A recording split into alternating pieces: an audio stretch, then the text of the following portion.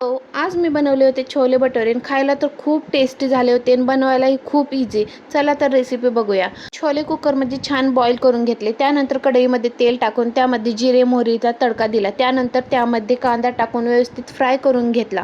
कांदा फ्राय झाल्यानंतर अद्रक लसूणचा पेस्ट टाकला 1 चम्मच. तेही व्यवस्थित मिक्स करून घेतला. अद्रक लसूण पेस्ट ही व्यवस्थित मिक्स झाल्यानंतर त्यामध्ये लाल मिरची, धनिया पावडर, हळद टाकून व्यवस्थित मिक्स करून घेतलं. त्यानंतर त्यामध्ये टोमॅटो टाकला 1 बारीक चिरून. त्यानंतर टोमॅटो तेलामध्ये विरघळेपर्यंत म्हणजे छान शिजेपर्यंत त्याला व्यवस्थित मिक्स करून घेतलं 5 मिनिट.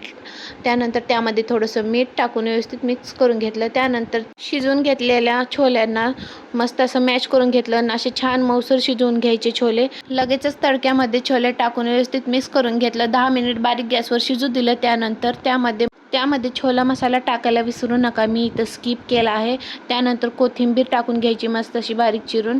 छोले मसाला तयार आहे. खूप टेस्टी लागतो आणि बनवायलाही खूप इझी आहे. त्यानंतर इकडं भटुरे बनवून आईने रेडी केले होते. मस्त असे फुले फुले भटुरे तयार होते. अशी मस्त प्लेट करून घ्यायची आणि मस्त खाऊन घ्यायची.